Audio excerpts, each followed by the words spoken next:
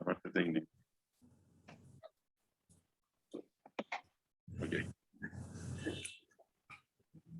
¿Estamos listos?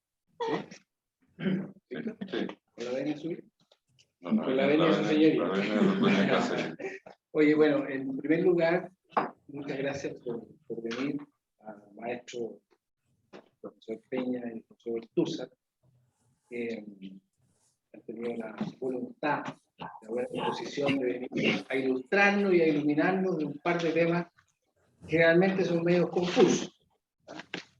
Y recordar que la última vez que los vi juntos fue en el año 89-90, en la facultad. Oye, había por una parte menos canas y por otra parte más pelo. Mucho más pelo de lo que hay ahora. Que fue con ocasión de un libro de Pablo Rodríguez, Interpretación Jurídica, no sé si ustedes se acuerdan. Y ahí, después de tanto tiempo tenerlos juntos, para mí en lo personal es un honor, porque soy un ferviente admirador de los dos. Entonces, también quiero agradecer la presencia del profesor Fernando, el colega peruano, el estudio que parece un retruécano, eso rebasa Alcázar y de las casas, complicada, Ariela, y bueno, todos los amigos y amigas que están allí acompañándola. Ayer tengo el gusto de conocer a Fernando, que llegó hace un rato también, ¿dónde está? Se volvió, ahí está. Así que muchas gracias por venir, y creo yo que el contrato de construcción es un contrato bien complejo, pero no pasa de ser un contrato civil, ¿cierto? Que tiene muchos bemoles. Y el tema de la distribución de los riesgos, que cree uno que cuando redacta los contratos están ahí explícitos a la vista, la verdad las cosas después cuando uno empieza a ver con detención, esto de quién tiene que asumir el costo, quién tiene que apechugar, que no se dice por ahí, con la pérdida de la cosa, que ese concepto que se debe, ¿ah? Que ahí es facilito, está pactado, es facilito. O si es una obligación hacer una obligación más seria y la cosa se pone más difusa, y el profesor Peña yo creo que nos va a ilustrar sobre el tema, y el profesor Tusa también, con esos recursos de queja que cuando uno es árbitro le duelen tanto, y todos creen que cuando uno falla lo trató de perjudicar, y muchas veces es así, pero la gente se enoja, y uno, independientemente que lo haya creído hacer bien, puede incurrir en algunas situaciones un poco confusas. El profesor Tusa nos va a aclarar eso, y también me pidió la oportunidad de aclarar algunas cosas sobre la Constitución que atañe directamente a todos los que estamos aquí presentes y los que están presentes online. Así que, sin más, le doy la bienvenida nuevamente y dejo a don Víctor, que sabe, el presidente de la sociedad. No, muchas gracias. Yo tenía dos desafíos, ya están los dos cumplidos, porque uno era presentar a los moderadores que no requieren ninguna presentación, ¿no? Y la otra es introducir los temas que ya están introducidos por el dueño de casa. No, agradecer al Caíno, primero que nada, al dueño de casa, por recibirnos. Y además, especialmente a los dos expositores. A mí me sorprende además que Carlos, con todos los temas que él trata usualmente, porque es no solamente un gran abogado, columnista, polemista. Menos mal que no tengo que exponer, porque si no saldría pésima el separado después, ¿no? Imagínate yo. Y en el caso de Álvaro, además de todo su profesionalismo y grados académicos, en fin, tuve la suerte de ser alumno de él hace ya unos pocos años atrás. Aprendimos muchas cosas, no solamente de derecho, sino que nos entretuvimos mucho ahí aprendiendo de toda su experiencia. Y efectivamente, como decía Marcelo, el tema de la construcción es un tema finalmente país. en términos de que está vinculado con la productividad, la reactivación de las obras, un tema de empleo. Muchos otros latitudes se dan muchas vueltas, estudiamos, ¿no es cierto?, cómo poder ser más productivos, porque las controversias finalmente, nosotros somos abogados, pero retrasan finalmente los proyectos. Ustedes lo ven lo que pasa en la República, donde el 50% de los contratos tienen controversia, el 90% de los contratos tienen extensiones de plazo, en fin. Y todo eso tiene un impacto digamos, en un costo social, finalmente, porque las obras se van retrasando. Entonces, esto de los riesgos, por un lado, nos lleva a no solamente delinear bien los riesgos probablemente en un contrato, sino cómo gestionar esos riesgos. Y además hay muchos tipos de contratos, por hacer FC, a subavanzada, precio unitario, en fin, hay distintas modalidades, por tanto esos riesgos están diseñados, estudiados, hay financistas detrás, hay un modelo, hay una opción. Y después viene la ejecución. Tiene que ver con la aplicación práctica, o sea, tiene muchas variables. Y por el lado de lo que decía también Marcelo, de los arbitrajes, en fin, de las quejas, bueno, yo algo ya conversé con Álvaro y tiene una posición, una ponencia también muy interesante respecto también de lo que estamos enfrentando en el país. Así que eso, sin más, agradecerles nuevamente. Vamos a comenzar con Álvaro. Lo dejo con él. Muchas gracias. Bueno, muchas gracias, Víctor. En realidad, este es un honor especial poder plantear algunas ideas para que conversemos junto a este grupo de abogados especializados. Yo soy especialista en generalidades, la verdad, no en temas tan específicos como la construcción. Voy a hablar un poco del recurso de queja, pero quizás no de la forma como habitualmente conversamos de él. En mi impresión, cuando hablamos de un recurso de queja, estamos, en nuestra experiencia, hablando de una actuación hipócrita. Esa es la verdad. Una actuación cínica o fingida por parte nuestra. Pero eso es un punto de vista. Lo que a mí más me preocupa es un segundo problema. Yo tengo la impresión de que más allá de que los recursos de queja se interponen, se fallan, y que las Cortes de Apelaciones o Corte Suprema conocen de materias disciplinarias, pienso que en el proyecto de nueva Constitución, si llegara a aprobarse, el recurso de queja está destinado a desaparecer. Y ese es el tema más de fondo que quiero tratar con ustedes, porque hay cuestiones interesantes que pudiésemos tal vez conversar. Y si aquello que voy a plantear resulta cierto, da la impresión de que las cláusulas arbitrales que hoy día se pactan para resolver contiendas, verdaderamente plantean una urgencia de ser pensada de un modo bastante más profundo de lo que son ahora. Partamos por lo primero, que es nuestra opinión y visión del recurso de queja. Yo digo que es un recurso hipócrita, porque en verdad está pensado desde sus orígenes para ser un recurso de carácter disciplinario.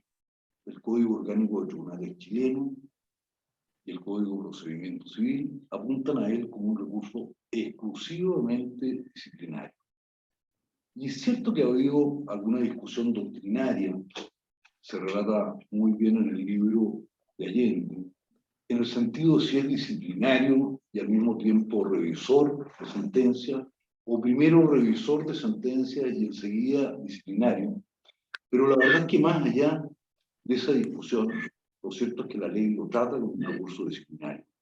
Tiene por objeto establecer si el juez ha incurrido en un abuso grave y como consecuencia de ello castigar al juez. Entonces, si uno en verdad lo toma este recurso con seriedad y observa que la razón para interponerlo es la existencia de faltas o abusos, pues, no puede sino recurrir a la legislación que pudiese resultar aplicable para calificar una conducta de un abuso grave.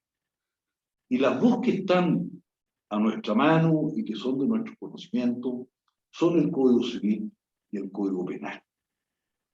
El abuso grave, desde el punto de vista del Código Civil, es una conducta grave que se expresa en el caso del juez a través de una negligencia inexcusable, a través de una ignorancia inexcusable, a través de un perjuicio inexcusable, a través de una sentencia que ha incumplido con las condiciones mínimas para otorgar el debido proceso, o la protección de un derecho, o la protección de un bien, o la protección de una persona. Todo eso constituye una culpa grave, que finalmente se traduce en una actuación dolosa. Llevado al punto de ser una actuación dolosa, no puedo sin significar, jurídicamente hablando, la obligación de ese juez que ha incurrido en tal conducta de indemnizar los perjuicios. Y siendo el dolo de la mayor gravedad en el derecho civil, esos perjuicios se traducen en los perjuicios directos, previstos e imprevistos, que en el caso del árbitro al menos consistirán en la restitución de los honorarios. Es decir, la entidad de estas faltas y la entidad de las consecuencias, si somos serios en la interposición del recurso, son extraordinariamente importantes. Y con eso es con lo que nosotros jugamos. A eso es a lo que convocamos a la Corte o a las Cortes que sea revisada. Y lo propio ocurre desde el punto de vista penal.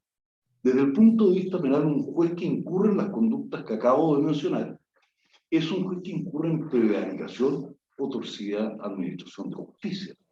Y por consiguiente está sujeto a una pena privativa de libertad. Es decir, imaginemos entonces que nuestro recurso es serio. Y eso implica probar los elementos o las circunstancias que nos han llevado a interponer.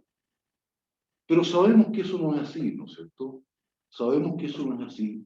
Y nuestro recurso, en la práctica, cumple con dos condiciones. Porque aquí hay una parte que somos nosotros y otro que son los jueces.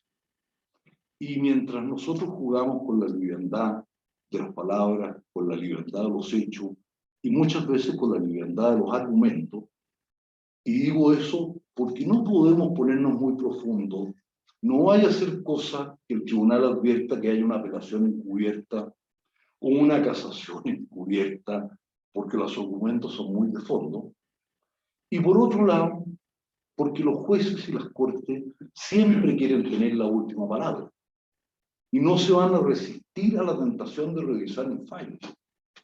Vean ustedes la cantidad de sentencias que rechazan recursos de casación. Justamente Juan Eduardo me mandó dos que son recientes y tuvo ocasión de revisarlas, pero son sentencias extensísimas que indagan cada una de las causales de queja, prácticamente como lo harían en un recurso de casación, para terminar rechazándolas con un timbre, que el árbitro razonó suficientemente para dictar la sentencia correspondiente, y por consiguiente se rechaza el recurso de queja. Pero mientras va uno de los considerandos, página 1, página 2, la verdad es que si no ha visto el resultado, está con el arma en vilo, porque los jueces van razonando un modo que pueden acoger o rechazar. Entonces, si a continuación uno va, después de todo esto, a revisar las estadísticas, esto es impresionante. Yo veí antes de venir para acá las estadísticas del CAM del año 2021 y lo que va del año 2022. Y no van a poder creer que el año 2021 se acogió un 1,7% de las quejas presentadas. Y en lo que va del año 2022 menos de un 1%. Cuando hablo de un 1% quebrado, porque se han acogido las que se acogió parcialmente, por eso 1,7, y por eso el otro 1,2. Pero ese es el resultado de las quejas, ¿cierto? Frente al gravamen que causa y que muchas veces nos lleva, como recién decía Marcelo o Víctor, a tener que pedir perdón al tribunal por la obligación que tenemos, producto de nuestras partes nos obligan a aducir el recurso de queja. Y aquí me detengo un segundo porque son frases inteligentes e interesantes. Juan Eduardo, en su libro muy extraordinario acerca de los contratos de construcción, recuerda una expresión de Víctor en su libro también sobre el contrato de construcción respecto a las cláusulas arbitrales. Y a mí me parece que es interesante y lo dice mucho mejor de lo que lo podría decir yo. Dice que en general las cláusulas arbitrales, y esto es bastante cierto, son básicas y son mínimas porque están presididas por el excesivo optimismo y buenas intenciones con que se lleva a celebrar y dar por iniciado el contrato. Por lo que antes del escenario judicial se han tomado con mucha liviandad lo que puede llegar a ocurrir. Nadie quiere pensar siquiera en la posibilidad de un juicio, y mucho menos las partes que están celebrando un contrato. Se quiere darle rápidamente ejecución. Somos felices en ese momento. Y así nacen estas clausulitas que son un verdadero timbre. Ha costado, y creo ustedes que son expertos en el tema, poder llevar a la práctica la ley sobre arbitraje comercial internacional. Creo, me da la impresión, vuelvo a repetir que yo no soy un experto, pero que se hayan aplicado a contratos de construcción que no son materias de arbitraje internacional, cláusulas de arbitraje de esa ley, y que se estén pactando novedades con las que esa ley previene. Ni hablar de contratos TIC, ni hablar de un fiscal, etc. Pero entonces, eso ocurre, ¿no es cierto? Porque es lo que nosotros hemos provocado. Y de estos recursos disciplinarios, verdaderamente hay hoy día una gran desnaturalización. Pero eso para mí, honestamente, es un tema introductorio. Yo quiero hablar de lo que podría ser más novedoso. Más novedoso. Nosotros decimos que el recurso de queja es irrenunciable porque es de orden público, ¿no es cierto? Esa es la frase que solemos decir, incluso la que explicamos en clase. Pero la verdad es que el recurso de queja no es irrenunciable porque sea de orden público. El recurso de queja per se no es de orden público. Lo que es de orden público es la potestad jurisdiccional disciplinaria de la Corte Suprema. Eso es lo irrenunciable. Por consiguiente, cuando uno establece un recurso de queja o acuerda un recurso de queja en el carácter de irrenunciable, es sobre la base de que la Corte Suprema o la Corte de Apelaciones tiene la potestad disciplinaria sobre eso. Sin embargo, estudiando el tema en particular, yo he visto que las normas de orden público, entre las cuales se encuentra la potestad disciplinaria, forman parte de un concepto que históricamente se ha conformado por aquello que interesa a la sociedad en general. Por lo tanto, nunca ninguna ley, ni en Chile ni en el mundo, ha dicho el orden público, lo define y lo integra de modo tal que cualquier ley posterior lo modificara. No es así. El concepto de orden público, tal como lo conocemos nosotros, es aquel que mira al interés general de la sociedad y está integrado por los principios en función de las personas, en función de los principios morales, en función de los principios filosóficos, en función de los derechos esenciales de las personas, y en definitiva aquello, vuelvo a repetirlo, que interesa a todas las personas. Y la conclusión que uno obtiene de esos conceptos es que el interés general de la sociedad es mutable. No es el mismo en todos los tiempos. Y fíjense a qué nos lleva eso en la práctica. A que si uno observa el proyecto constitucional en relación a la Constitución que nos rige, el interés general de la sociedad es posible que cambie. No voy a decir dramáticamente, porque no quiero dar juicio de valor, pero es posible que cambie. Y cambia en materia de potestades disciplinarias. Cambia absolutamente. En términos tales que la potestad disciplinaria deja de tenerla la Corte de Apelaciones y la Corte Suprema y pasa a formar parte de las potestades del Consejo de la Justicia. Y el Consejo de la Justicia no es un órgano jurisdiccional y por consiguiente no dicta resoluciones jurisdiccionales. Y ese es el órgano que va a tener la superintendencia disciplinaria sobre todos los tribunales de la República, incluyendo, desde luego, tal vez, no digo desde luego, incluyendo a los jueces árbitros en la medida que estimemos que son jueces, cuestión que también está en discusión. Lo estuvo antes, porque no se mencionaban como jueces, pero hoy día, después de un estudio, entendemos que exhaustivo, vuelven a no mencionarse los árbitros como jueces. Por consiguiente, vamos a tener que estudiar el tema, vamos a llegar probablemente a la conclusión de que sí son jueces. Pero lo que interesa es que esa potestad disciplinaria no queda incorporada en la potestad de los jueces. Siendo eso cierto, y siendo cierto también que el recurso de queja tiene como puerta de entrada a la Corte la falta o abuso grave y el llamado a la Corte a ejercer una potestad disciplinaria, si esta última no existe, no existe tampoco el recurso de queja. Ese es el planteamiento, creo yo, que puede ser interesante de conversar. Queda desprovisto entonces el recurso de queja de su fuente. Y eso, para lo que estamos conversando y tratar de ser breve, para poder darle la palabra luego a Carlos, nos deja en una situación de cierta urgencia.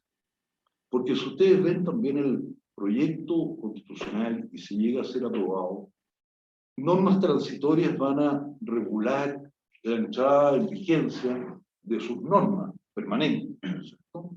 Y en el caso del Consejo de la Justicia, en el plazo de un año, el presidente de la República va a proponer el proyecto de ley. Y mientras tanto, van a seguir vigentes las normas actuales. Es decir, la Corte Suprema y la Corte de Apelaciones va a mantener la potestad disciplinaria. Pero en el entendido que los proyectos que ustedes administran o los que son abogados tienen normalmente una data mayor, o pueden tener una data mayor, especialmente los que están en vías de iniciarse o prontos a ejecutarse, me da la impresión de que este es un tema que tiene cierta urgencia para ser estudiado.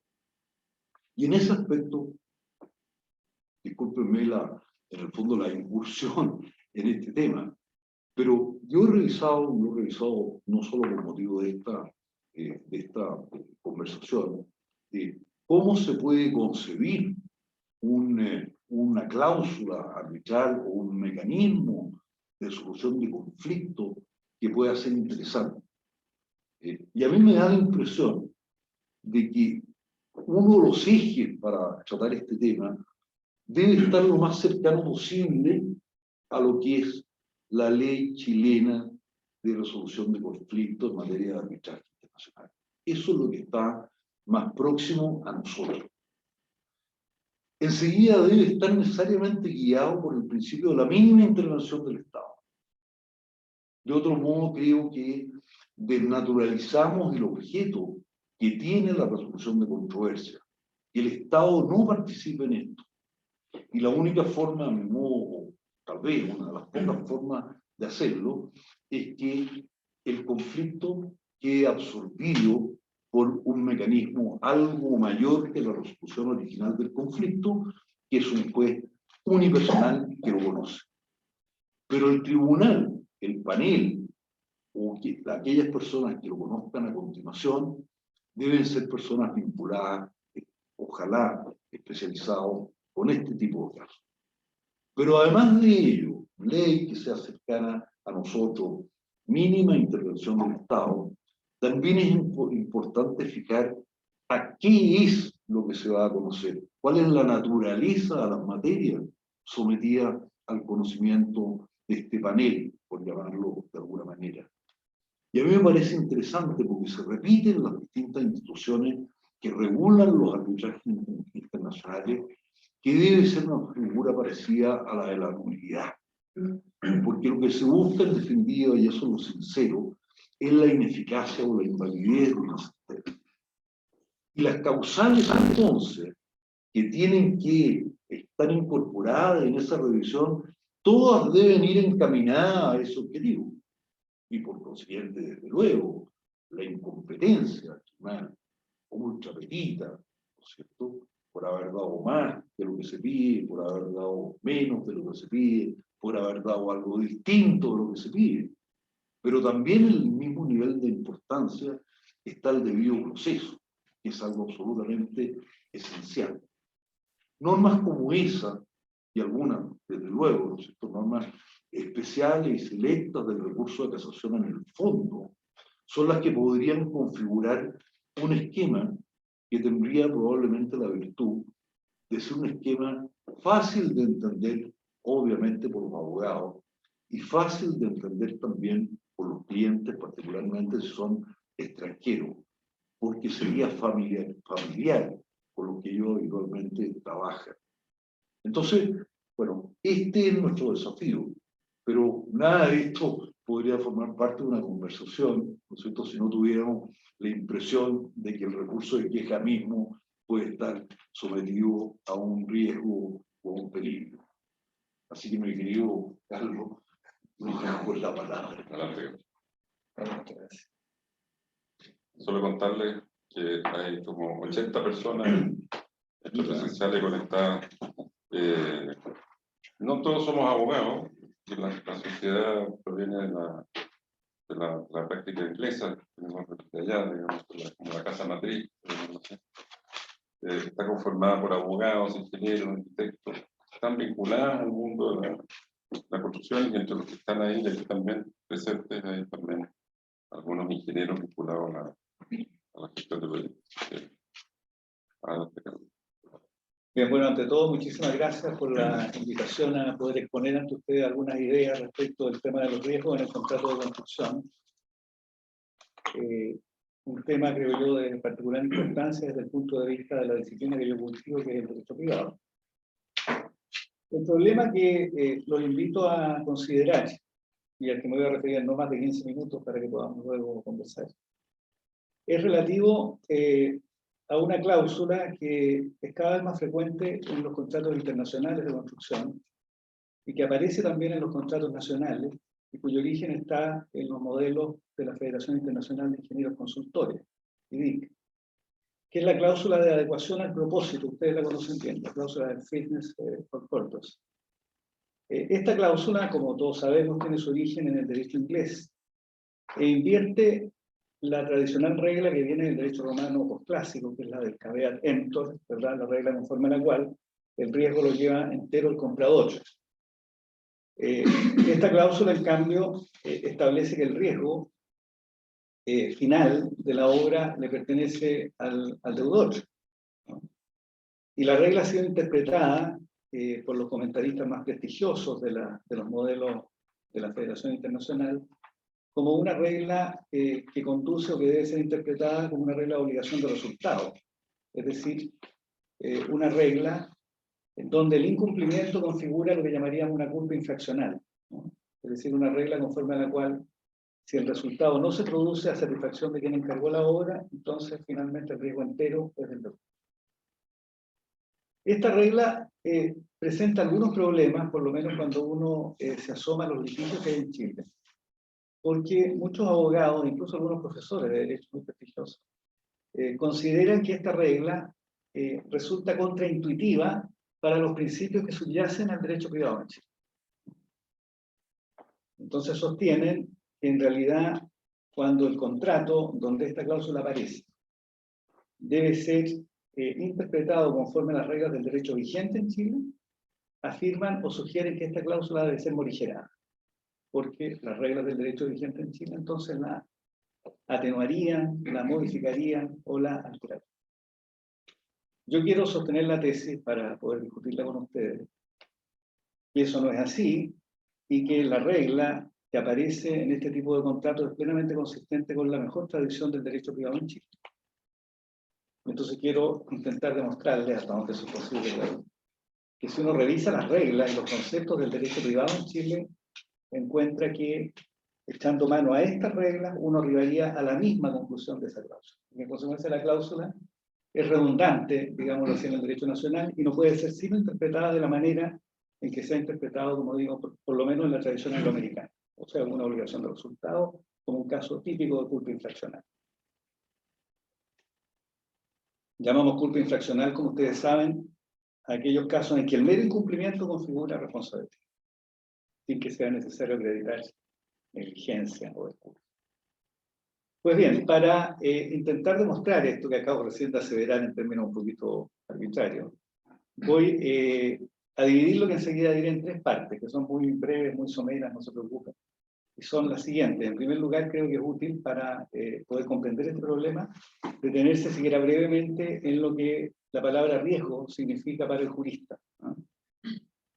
Una vez que hayamos dilucidado eso, en 30 segundos, digamos, en la segunda parte voy a intentar explicar o identificar el conjunto de reglas que en el derecho vigente en Chile distribuyen el riesgo. Y luego en la tercera parte vamos a concluir, y espero mostrar, convencerlo, de que las reglas que distribuyen el riesgo en Chile son totalmente consistentes con la regla de adecuación al propósito. Este es mi plan de trabajo. ¿Qué debemos entender por riesgo?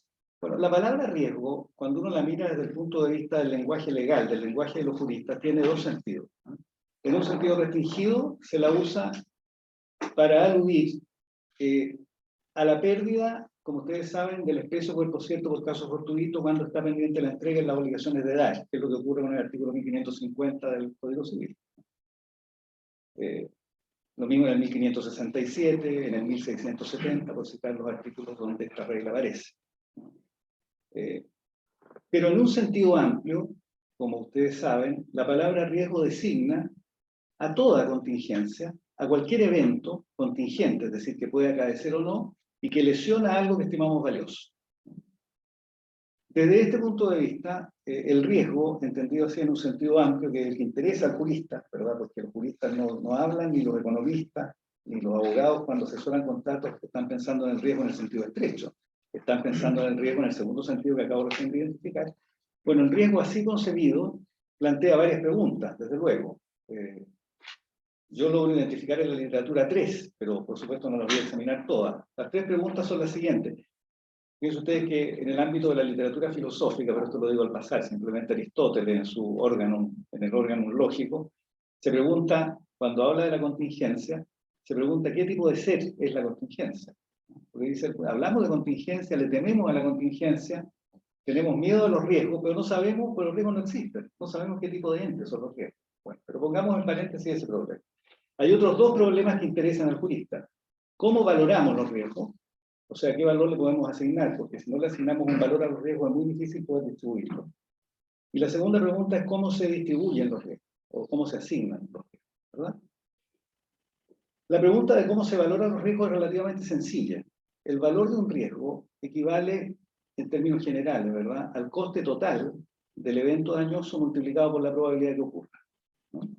Esto es bastante habitual en los textos económicos. Desde el punto de vista jurídico, la pregunta interesante, que es aquella en la que nos vamos a detener, es cómo se distribuye el riesgo, o cómo se asigna el costo del riesgo, ¿no? Si revisamos las reglas del Código Civil, nos encontramos con las siguientes soluciones, que paso rápidamente a revisar.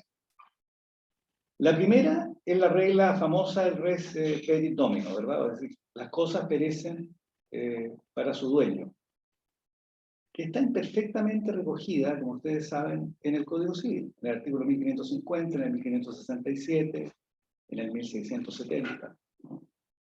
Que es la famosa regla que pendiente la entrega del expreso cuerpo cierto, si se destruye por caso fortuito, ¿verdad? El coste de la pérdida la lleva el acreedor, ¿no? Y el deudor entonces queda liberado. Esta es una imperfecta aplicación, como ustedes saben, de la regla de que las cosas perecen para su dueño. Es una regla que está tomada del Código francés, pero en el Código francés el mero contrato transfiere dominio y en consecuencia, como acá se requiere tradición, que es la forma más bien germana, digamos, de concebir la propiedad, la regla quedó defectuosa. Pero esta es una primera asignación de riesgo o de distribución de riesgo que el Código efectúa.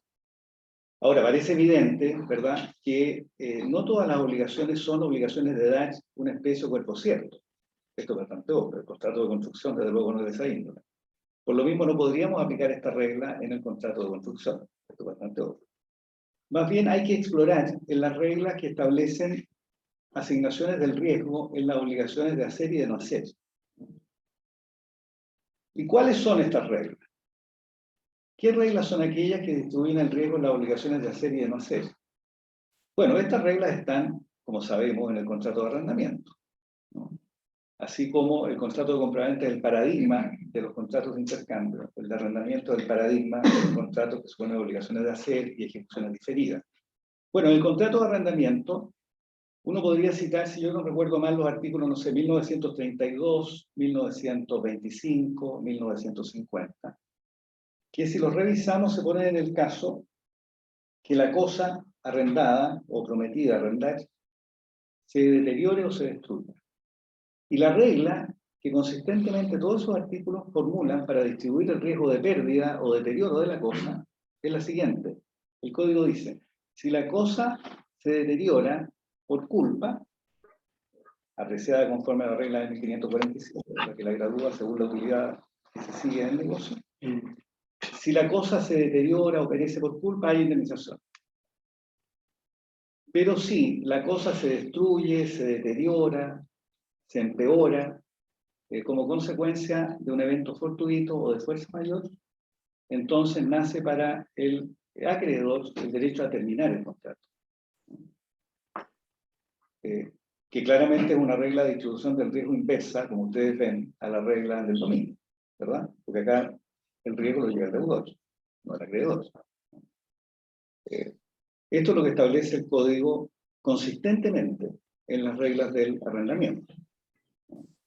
De manera que, si hubiera que tomar distancia de todo lo que acabo de decir y sintetizarlo brevemente, uno diría, en las obligaciones de dar, en sentido estricto, dar una especie de cuerpo cierto, el riesgo es del acreedor, en el resto de las obligaciones, prima facie, el riesgo del deudor. Y es del deudor porque, habiendo caso fortuito o pérdida por fuerza mayor o deterioro de la cosa sin culpa, hay derecho o a terminar el contrato por parte del acreedor o a la acción quanti minori de rebaja del precio que todos conocemos. De manera que no cabe duda que el riesgo es del deudor. Fíjense, o sea, es como la regla de los contratos internacionales. Ahora,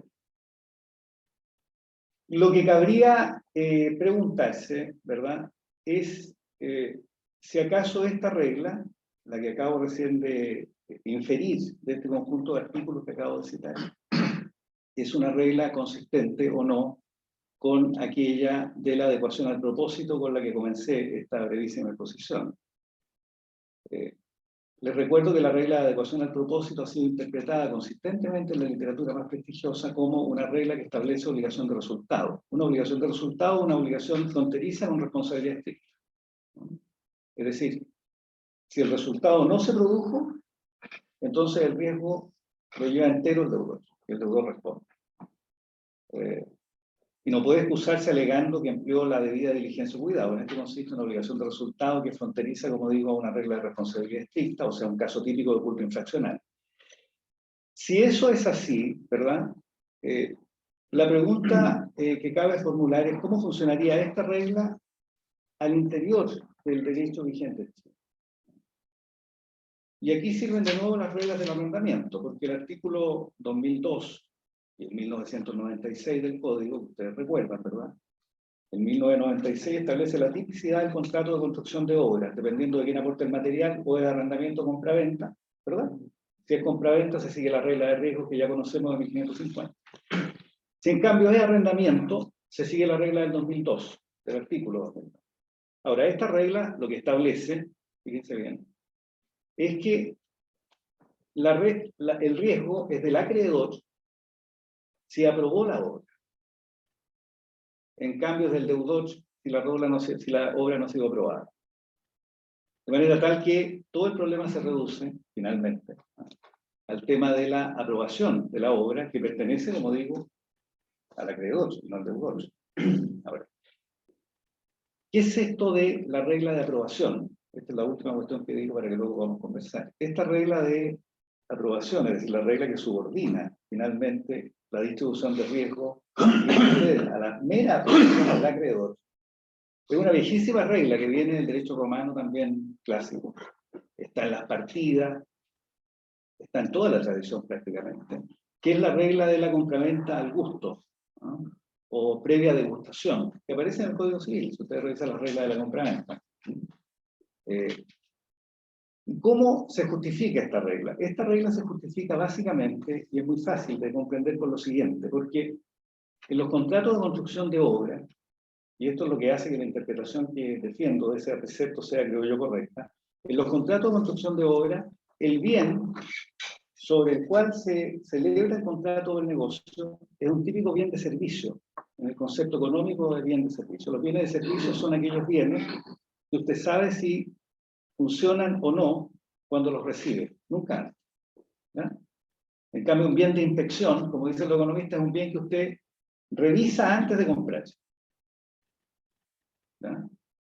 Y están los bienes de confianza, que son los bienes en los que usted confía ciega y bueno, va la suerte de si funcionan o no. Bueno, los bienes de servicio son bienes en los cuales hay una total asimetría entre quien entrega el bien y el que lo recibe. Y la única manera de corregir la asimetría entonces es que quien lo recibe, esto está en las partidas de Alfonso X, quien lo recibe apruebe. Por supuesto, no es una aprobación arbitraria, es una aprobación razonable que podría ser sometida a control jurisdiccional. Pero este es el test que establece finalmente la distribución de riesgo en este tipo de contratos, ¿no?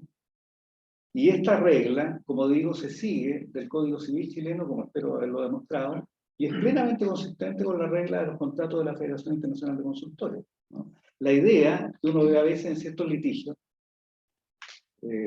sostenida por prestigiosos abogados, digamos, de que la regla FIDI no se condice con el derecho privado, es absolutamente falsa, si uno la revisa bien. Y es muy fácil entender por qué es falsa, porque ocurre que la regla de adecuación del propósito tiene un origen, como yo les explicaba, en la práctica inglesa, ¿no? En la tradición anglosajona, que es una tradición estrictamente fiel, como todos sabemos, al derecho romano. En realidad, eso es el inspirador de las reglas que acabo de citar de distribución del riesgo. De manera tal que, a la hora de apreciar la distribución del riesgo en el derecho nacional, me parece a mí, contamos con una regla de distribución exactamente igual a la Federación Internacional. Porque en mi opinión es una buena noticia para los abogados, que no debieran gastar demasiado esfuerzo en interpretar la regla a nivel internacional. Basta que conozcan bien el derecho nacional e intuitivamente van a aplicar correctamente la regla de distribución. Bueno, muchas gracias. Eso es todo lo que yo puedo decir sobre esto. Muchas gracias, Carlos. Muy interesante. No, yo recordaba, mientras escuchaba a Carlos en esta última exposición, que muchas veces justamente en las controversias, ¿eh? de construcción se produce esta discusión, como tú mismo lo has comentado. Y sin referirnos a casos en particular ni nada, pero muchas veces el mandante, el propietario, toma esa interpretación de la obligación de resultado interpretada en un sentido puro y como una obligación casi única del contrato de construcción. Y el contratista, por otro lado, dice, no, fíjese que está muy bien, puede ser efectivamente que la obligación de construcción, por su naturaleza, sea de construcción, pero resulta que... De resultado.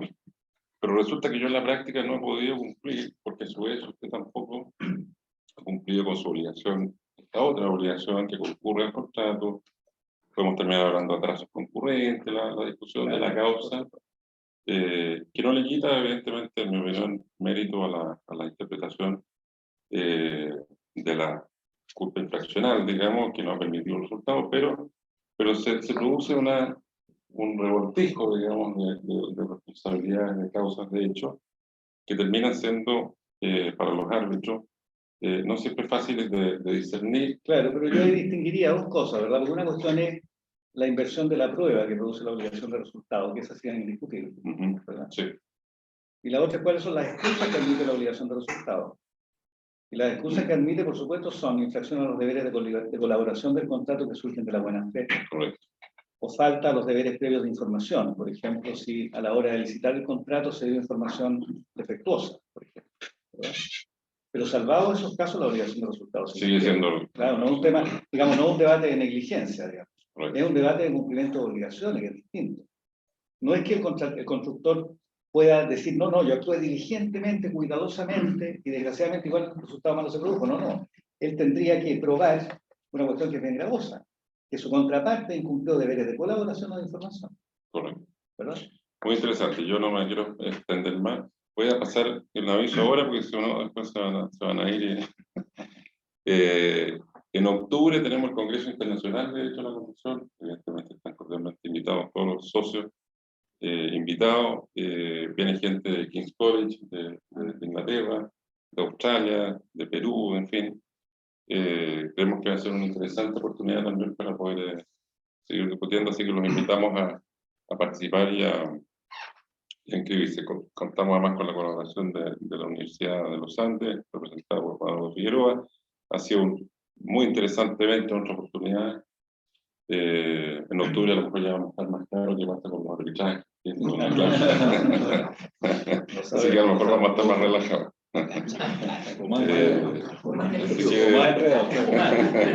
Hay que ser optimista.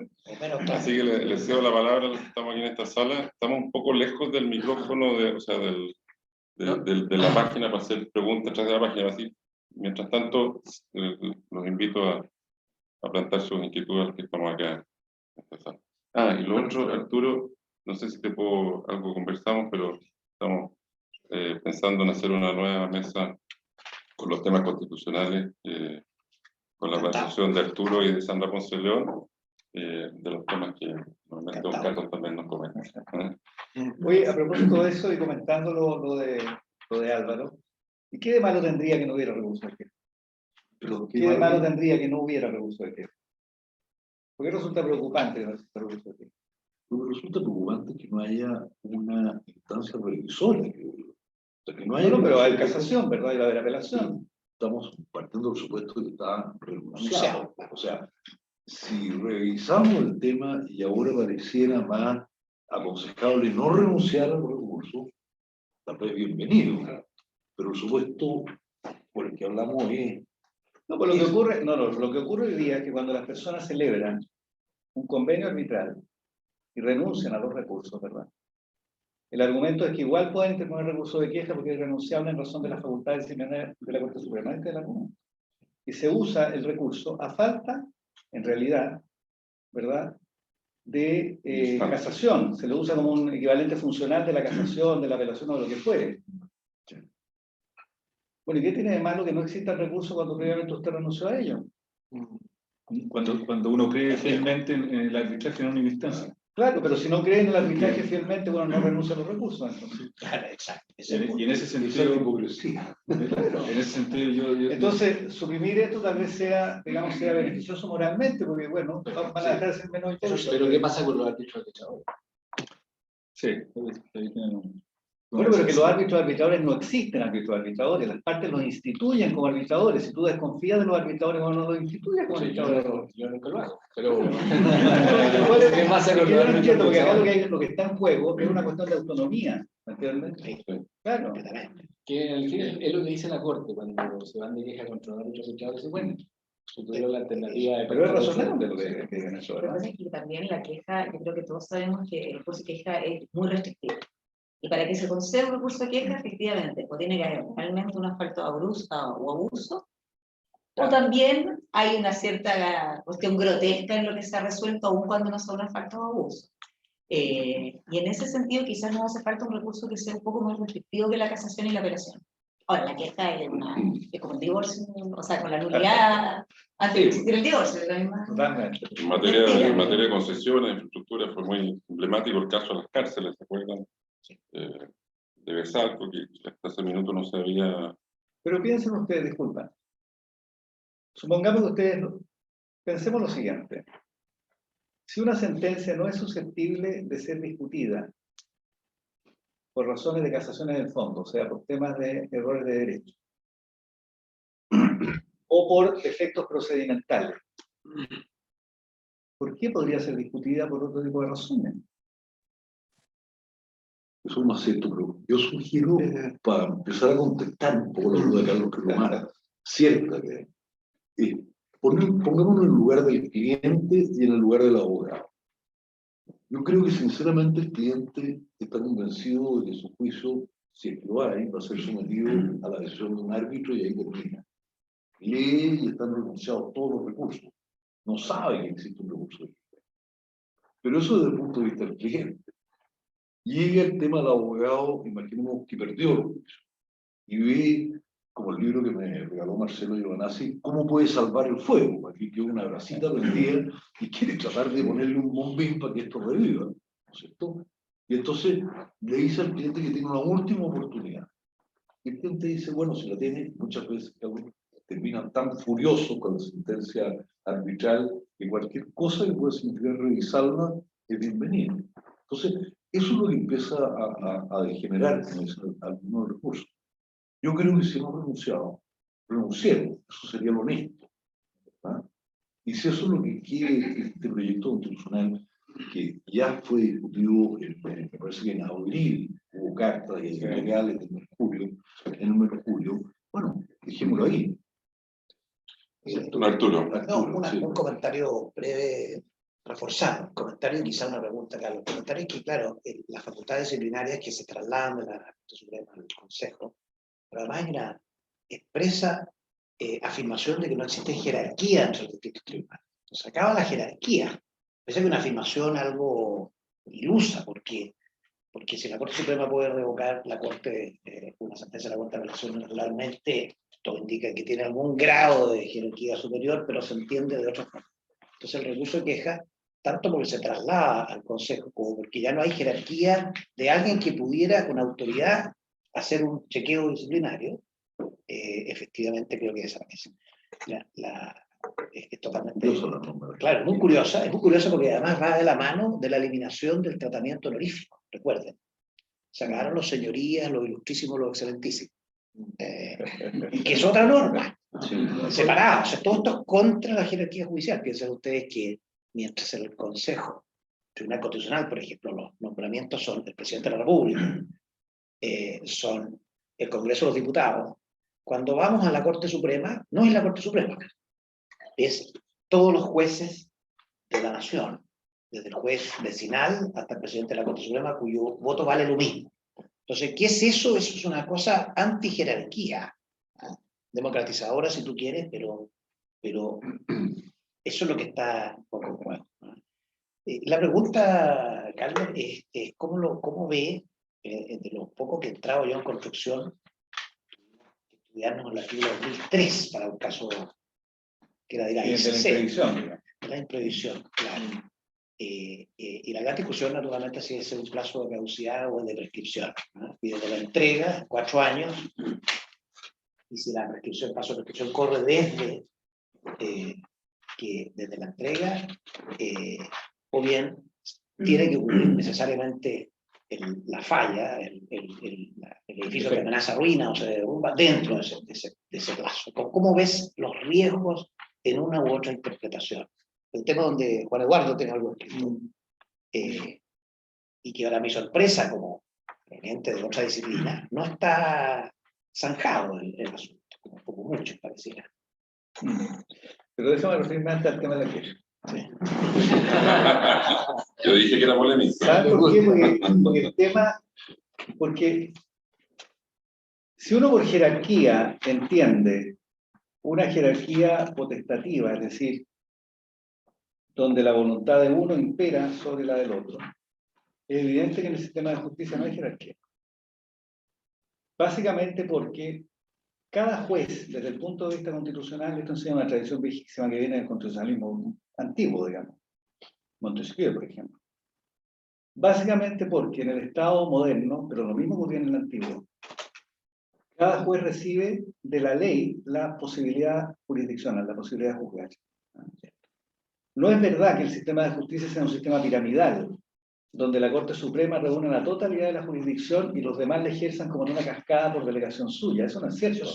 Esa es una imagen de un corporativismo que se divulgó en Chile, pero que es totalmente falso. Desde ese punto de vista, o sea, desde el punto de vista jurisdiccional, es verdad que no hay jerarquía. Totalmente. Pero si logra... Y es verdad también que el sistema de justicia no es un poder, porque no hay ninguna voluntad colectiva que se exprese al interior del Estado. Siempre se le ha llamado al sistema de justicia poder judicial en el sentido metafórico, por favor. Pero si la Suprema Entonces, esto lo puede sabemos, revocar, pero ¿por qué nos olvidamos de toda la literatura de pronto?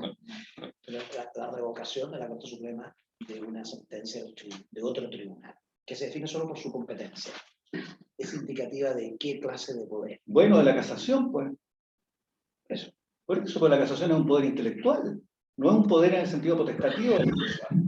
El poder en el sentido de jerarquía es cuando tú, ejerciendo tu discreción, ordenas a otro hacer algo. Eso va a poder. Es otra cosa. No, ¿Verdad? es El otra poder cosa. es imponer la propia selección de alternativas a otros. Es En el otra caso de cosa. la casación no es poder en ese sentido. Pero el efecto es que queda... Bueno, con los juristas tenemos los conceptos, pues. Pero Juan Eduardo. a propósito, perdón. No. Me gustaría... Bueno, Juan Eduardo podría explicar el tema del riesgo del 2003. Me gustaría hacer un par de comentarios. Los felicito por la presentación a ambos. Me parece que los dos temas son muy relevantes.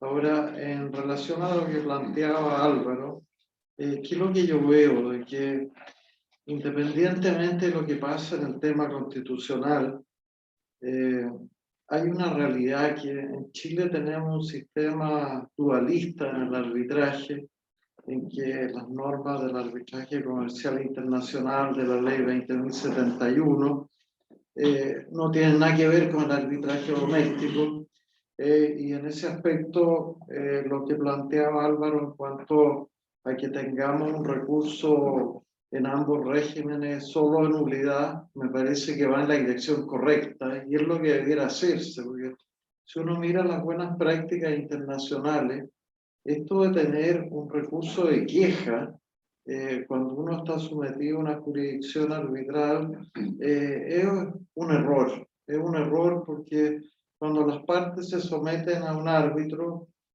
no quieren que los tribunales le revisen el mérito, el fondo del asunto. Y como bien nos decía Álvaro, y a mí me tocó verlo cuando estuve en la Corte Suprema, la tentación de los ministros de meterse al fondo es muy grande. Y a veces se terminan metiendo al fondo de cosas que realmente no son falta o abuso, que son temas opinables, entonces la valoración de la prueba, por ejemplo. Entonces, en ese aspecto, creo que debiéramos tratar de tender a crear conciencia que el recurso de queja no es una buena solución para el arbitraje y siguiendo las buenas prácticas internacionales debiéramos tener únicamente un recurso de nulidad y quizás tender a un sistema monista como tienen muchos países, que en Chile cuando se discutió la ley 20.071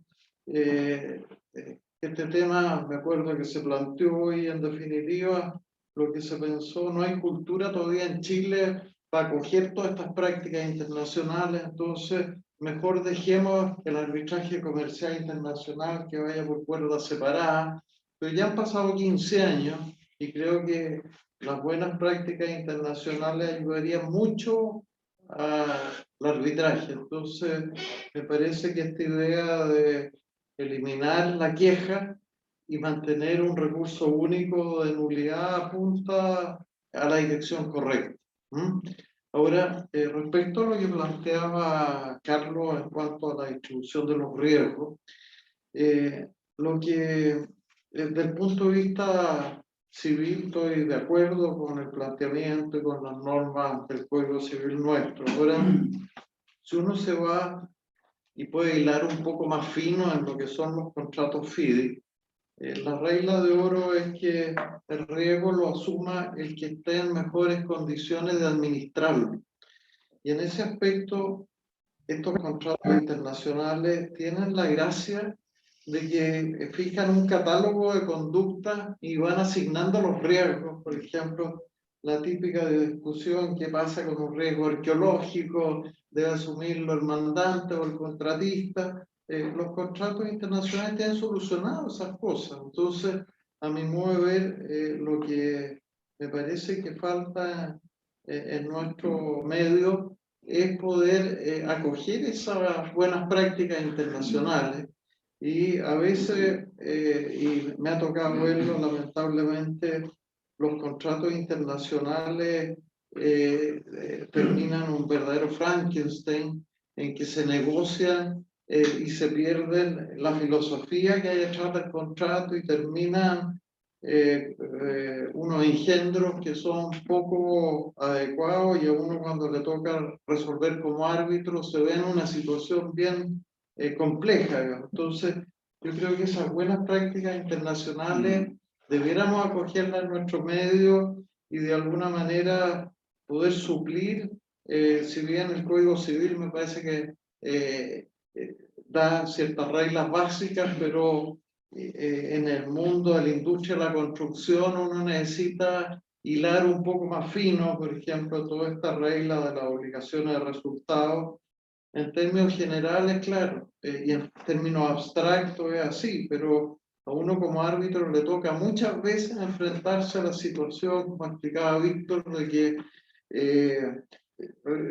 es bastante más compleja la dinámica real de un proyecto de obra en que esta conversación entre las obligaciones de una parte y de la otra, que uno se atrasó en el diseño e impactó en la ruta crítica de la ejecución del proyecto, y entonces hasta qué punto no es químicamente puro, tan fácil de poder despejar a dónde está esa obligación incumplida de cada una de las partes. Entonces, mi sugerencia es que deberíamos tratar de aprovechar esa práctica internacional de la industria de la construcción de muchos años y tratar de cada día irle incorporando más a nuestro medio local. No sé qué les parece. Claro, ahora el punto es, sin embargo, claro, uno podría optar por una solución de tipicidad, ¿me entiendes? O sea, que es la que tú dices, que es tipificar riesgos, y para cada riesgo tipificado y previsible asignar costes o distribución o quién internaliza el coste. El punto de la regla de adecuación del propósito es una regla también residual. O sea, sirve para el caso en que las partes, porque este es el verdadero caso, cuando las partes no asignaron el coste. Esto es lo que interesa, ¿no? ¿Verdad? O sea, la regla de distribución de riesgo es una regla evidentemente residual, ¿no? Claro. Para aquellos casos en que, atendido el propósito o la finalidad del contrato, las partes debieron prever una regla que no previeron. Y entonces el punto es, bueno, ¿qué regla produzco? Y ahí opera esta regla de asignación de ese el sentido que tiene. Y en su opinión, profesor, el tema... Jorge López, Carlos Molina y el doña Castro. Bueno, en primer lugar, Marcelo, muchas gracias por la invitación, también a la Chilena de Derecho a la Construcción, profesores, muy buena ponencia. Me voy a detener particularmente en el recurso de queja porque para mí esto es muy novedoso. O sea, lo leí hace poco, me parece una figura atípica como estoy acostumbrado, por lo cual pido disculpas por adelantado si es que cometo alguna imprecisión jurídica y cómo catalogo la queja. Lo cierto es que vengo de una realidad totalmente distinta. Soy peruano, nosotros tenemos una ley monista. Todavía no le he dado muchas vueltas a cuál es la solución técnica o jurídica que nosotros le hemos dado, pero lo cierto es que lo que hemos hablado hoy día no es una discusión que tengamos en Perú, porque todo está muy superado por la práctica. Y tratando de darle algunas vueltas jurídicas a cómo tendría que ser resuelto esto, me pongo a pensar cuál es la categoría que le ha dado el Tribunal Constitucional en Perú al arbitraje. Y nosotros no tenemos esta figura de juez árbitro. Son árbitros que prácticamente a nivel civil podrían ser considerados como propiamente unos locadores de servicio. Ahora, ¿qué es lo que hace un árbitro puntualmente? El Tribunal Constitucional, de todas las teorías, principalmente las tres más importantes de qué es el arbitraje, tenemos la teoría jurisdiccional, la teoría contractualista y la teoría ecléctica, que es como esta mixta. Bueno, por ahí los franceses salieron con esta teoría autónoma, con la localización y todas estas temas, que en realidad no tienen mucha acogida, pero lo que dijo el legislador particularmente en Perú es el arbitraje es jurisdicción. Más allá de lo que el Tribunal Constitucional dijo de que el arbitraje era jurisdicción, lo cierto es que en la práctica funciona como si fuera una mixta, porque es un contrato cuyo laudo es el que tiene efectos jurisdiccionales. Pero el árbitro no es que propiamente sea un juez ni está sometido a un eventual recurso de queja. Nosotros puramente en Perú tenemos lo que es el recurso de anulación de laudo con causales taxativas. Si el árbitro se portó mal en el proceso, ya tú tienes que ir contra el árbitro a través de una acción de indemnización por responsabilidad civil, porque tú lo estás controlando para que te resuelva efectivamente el caso. Y particularmente es algo que funciona, las causales de anulación y lo que llega a anulación, más allá de que claramente dentro de las causales de anulación tienes algunas disposiciones específicas que se prestan un poco al libertinaje de la anulación del laudo, ¿no? Porque podríamos decir que tenemos la regla de no contravención a las reglas pactadas por las partes que el debido proceso en su arbitraje, y por ahí se usa algún argumento de motivación del laudo, ¿no? Que ya podría ser este término un poco más fronterizo, digamos. Pero, no sé, creería, solamente pensando en borrador y nuevamente con las disculpas del caso, si es que estoy cometiendo alguna imprecisión, que la solución debería estar en convertir esta norma dualista que tienen, una monista propiamente, y dejar básicamente el arbitraje blindado como un contrato que tiene efectos jurisdiccionales. Creo que al menos en la práctica es lo que nos está funcionando a nosotros. Eso con respecto al recurso de queja.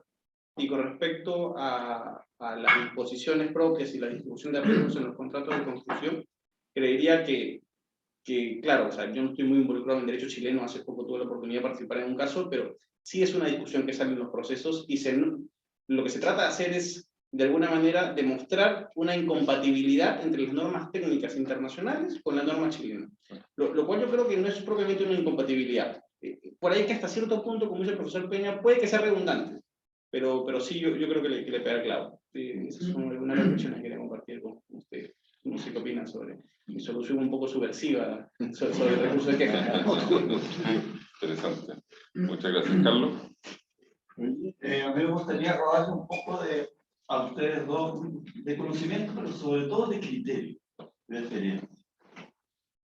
Porque tenemos claro el tema de los resultados, de los riesgos. El tema es que el contrato de construcción, lo normal, lo habitual, es que los dos se incumplen. Eso es lo normal. Entonces el problema está cuando un sentenciador tiene que cortar el cheque. ¿Cómo desarrolla el criterio? Lo que decía Juan Eduardo, decía, bueno, hay legislaciones que van a asignar. Esa opción en Chile está buena. Y el tema, sobre todo, cuando tampoco es tan claro quién tiene la culpa. Nosotros siempre, yo creo que todos los que están aquí han pensado que tenemos el tema de la responsabilidad compartida. Todos tienen un poquito. ¿Ah? Es como cuando fracasan, como matrimonio, fracasan, todos tienen la culpa. No sabemos si 80-20, 50-50, cómo uno asigna. Y cuando uno llega a los proyectos, pasan muchas cosas. Y en algún minuto el proyecto avanzó largo, cumplió, qué sé yo, bastante, empezó tarde el terreno, terminó entregar, pero después el otro, cuando estaba en la mitad, no tenía el personal que tenía que tener, las máquinas que tenía que usar. Y entonces cuando uno va hablando la historia y termina en un conflicto y vamos a un litigio, el tribunal, que puede partir de gente oculta, por eso hablo del criterio.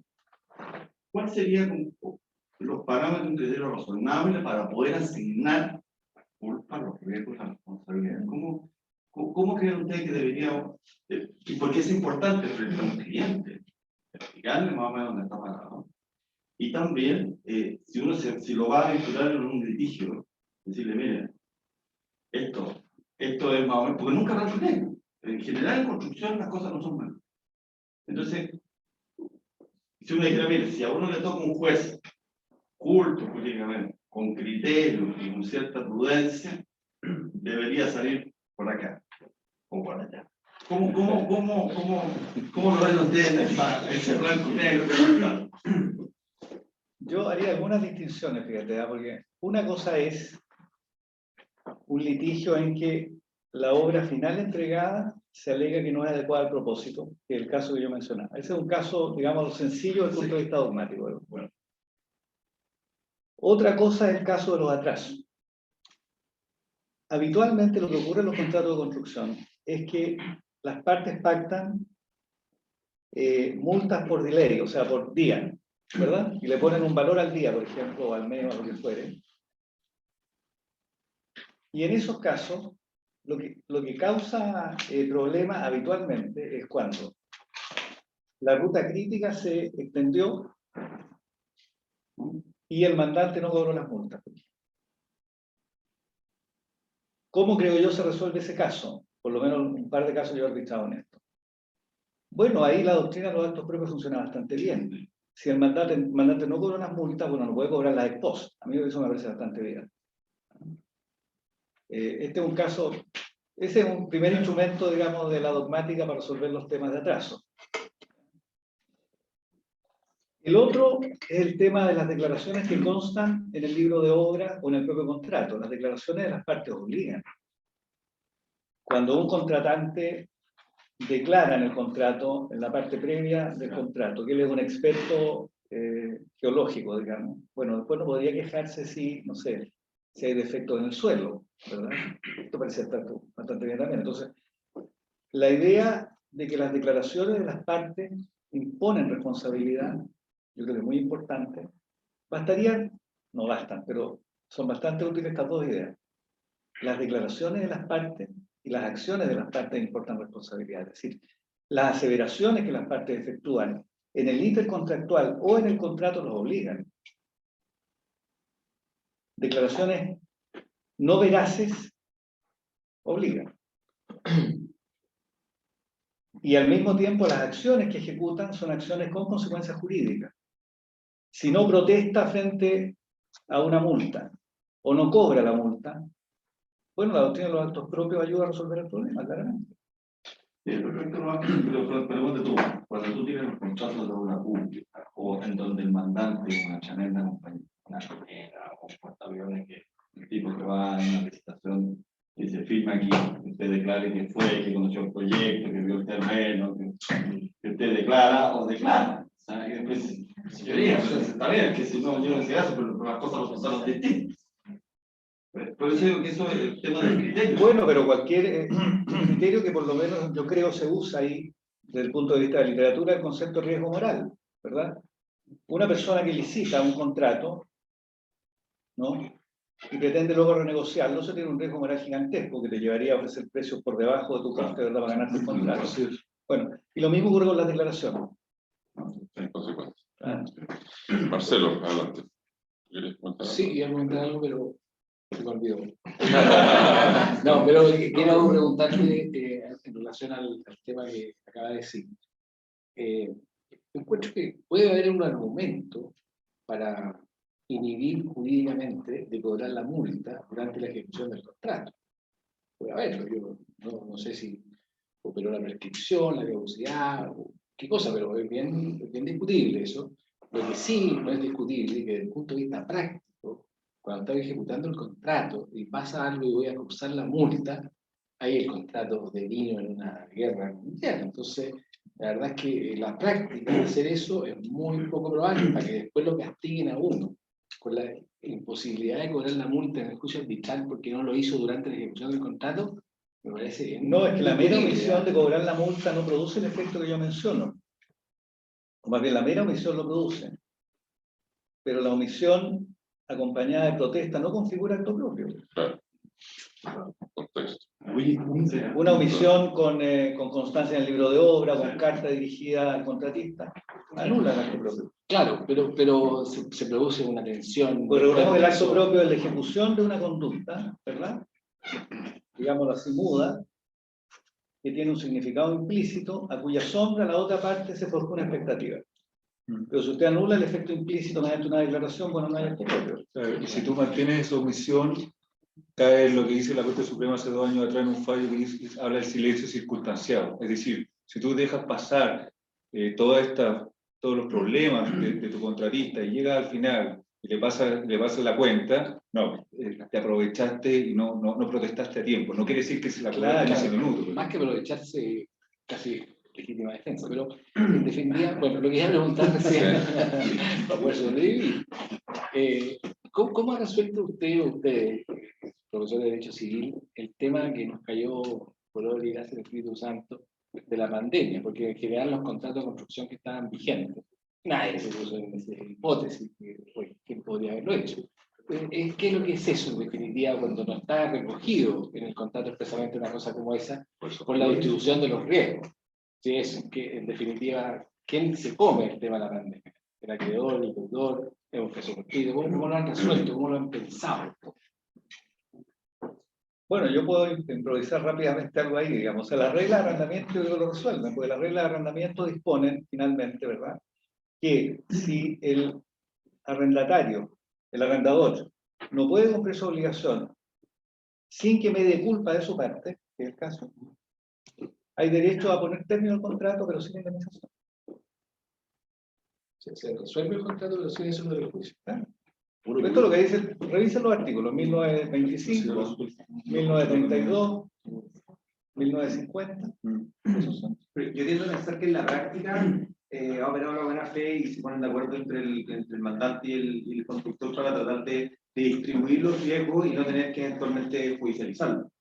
Porque llegar a una judicialización en definitiva termina siendo algo perjudicial para las dos partes. O sea, para el mandante no le conviene que se atrase la obra y para el constructor que le retengan un pago tampoco es algo conveniente. Entonces, de alguna forma, la realidad los obliga a sentarse a una mesa y tratar de llegar a un acuerdo. Yo creo que a paralizar una obra, los costos son altísimos para el mandante y para el contratista, actualmente judicializar. Yo he visto esto en dos momentos.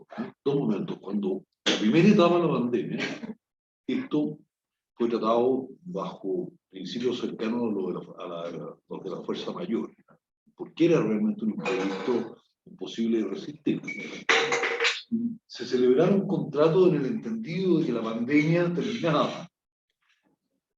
Y hubo una segunda etapa en que la pandemia retomó sus efectos fuertes. Y esos contratos habían previsto que bajo ciertas circunstancias ya la obligación, en este caso del constructor, ya no sería nunca más un imprevisto. Entonces se crean responsabilidades importantes y desde luego costos muy importantes para el constructor. ¿Qué les parece, para ir terminando, porque tenemos dos preguntas? Hay una clave que viene de la... Me están soplando aquí, pero viene de la red.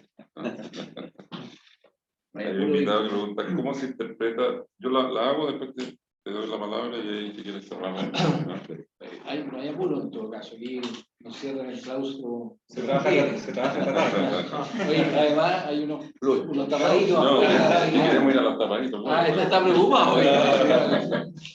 Hago la pregunta y después te doy la palabra. ¿Cómo se interpreta el tema de retrasos concurrentes en términos de distribución de responsabilidad? O sea, cuando ambas partes incurren en hechos, causas o en cumplimientos que afectan el plazo, la ruta crítica, en fin, por derechos independientes unos con otros.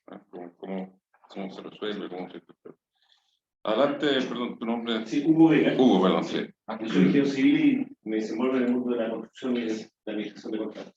Quería preguntar qué tan frecuente hoy es dos casos que me tocó ver hace una empresa grande internacional que así hace 8 años atrás, y después una mediana que se aplicó la misma cláusula a nivel de no pre-arbitraje, que era que se falló a favor del más débil, que tiene que ver con lo que ustedes decían, cuando no es tan blanco ni negro, y el más débil, o sea, el más fuerte, todo, es quien elaboró las bases por las condiciones del llamado negocio.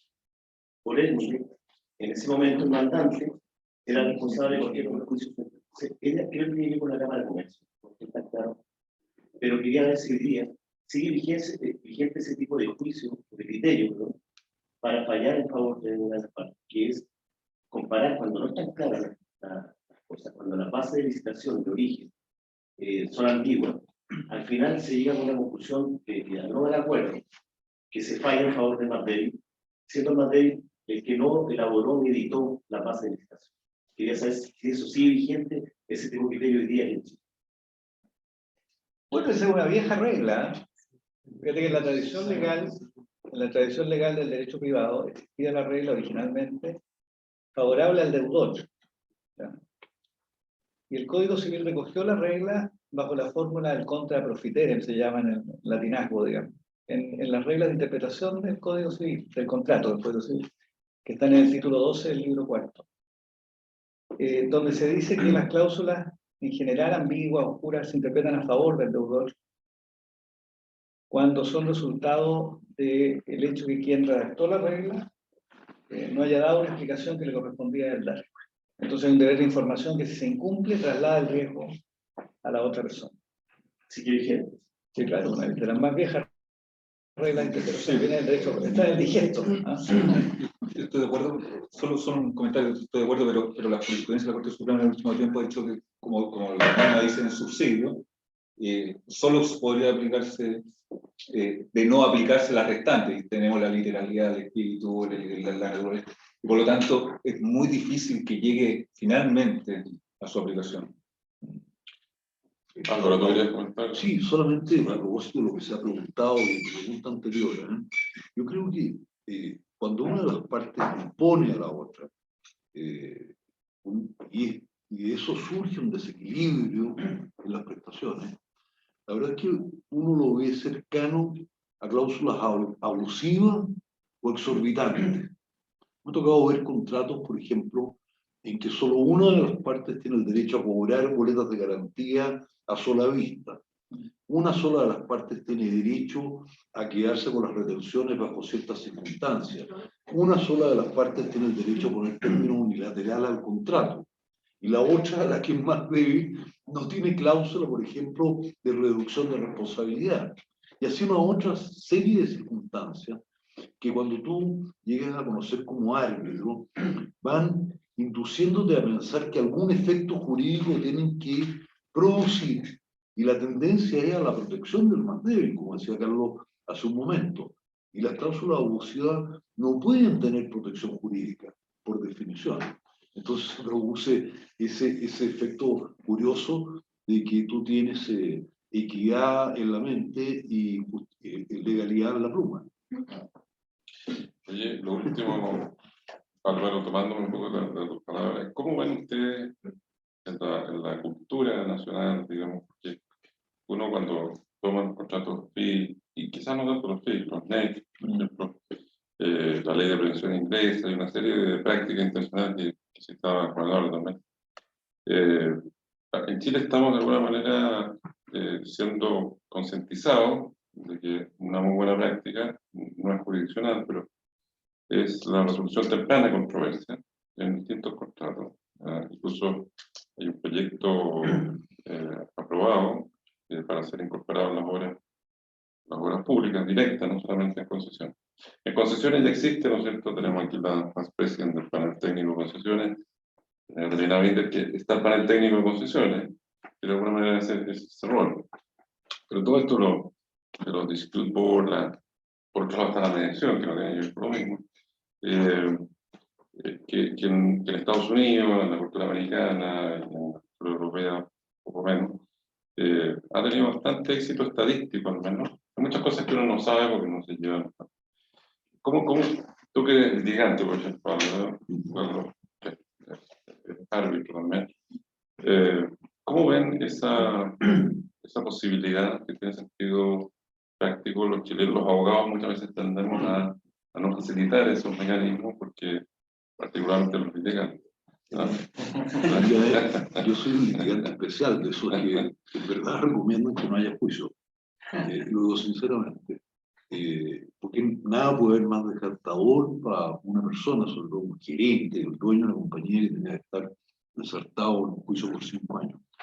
A mí me parece, fíjense que la ley es muy sabia. Hace muchos años atrás existía en Chile el denominado juicio práctico. Y el juicio práctico era ni más ni menos que un juicio en que personas especializadas, decía el código, eran capaces de resolver un conflicto antes de que llegaran a un juez. Eso es lo que tú hablas hoy día, ¿no es cierto? Y cuesta para uno que no es el idioma internacional, el dispute board, resolution, estupendo, pero se llamaba el juicio práctico. Entonces, yo creo que volver a ese tipo de instituciones, en las cuales personas con conocimiento especializado sean capaces de evitar un juicio, es lo mejor. Si se llega al juicio, el establecimiento de los parámetros técnicos previos por personas independientes van a tener una influencia extraordinaria.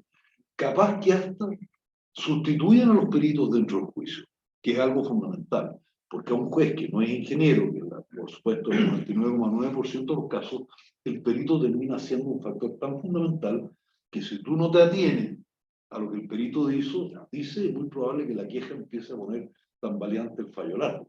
Sí, es un gran debate. A eso yo creo que hay que... Fue prisionero el perito. Así es.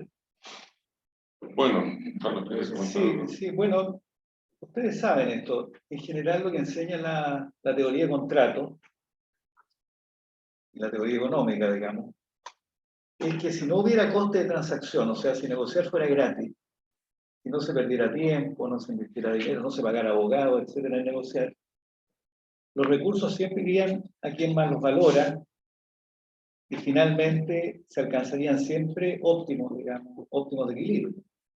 Esto es lo que decía Ronald Coase en el famoso texto sobre el problema del coste social. Y en realidad lo que ocurre, claro, es que los contratos son defectuosos y son fuente de litigio porque las partes no negociaron suficientemente. No lo hicieron porque si lo hubieran hecho, el coste de transacción habría estado por encima del bienestar esperado del contrato. Entonces hay incentivos para no negociar. Entonces todos estos mecanismos de resolución de disputas lo que hacen es, ex post y a la luz de la información disponible, resolver como lo habrían hecho las partes si contando con información óptima no hubieran incurrido en costes de transacción. Entonces es muy eficiente hacer esto. Bueno, muchas gracias. Estamos ansiosos de seguir escuchándolos. Un aplauso para los dos.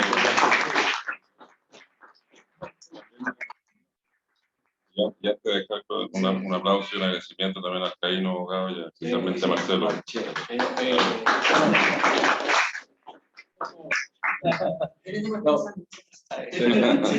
Oye, antes que se retiren, vayamos a agradecer las ponencias extraordinariamente lúcidas, interesantes para nosotros que nos dedicamos a este tema. Pero para que no leamos solo algo pesimista, a la que por la hora anda dando vueltas según algunos, les queremos regalar un libro a cada uno, yo sé que ustedes son grandes lectores, señal de agradecimiento de la hora. Y del pesimista más pesimista de todos los pesimistas. Ojalá que les guste.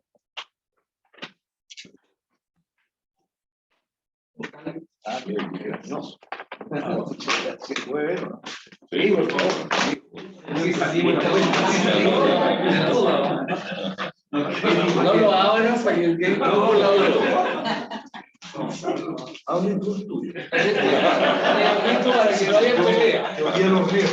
Los ríos. No, bueno. El último, sí, el último.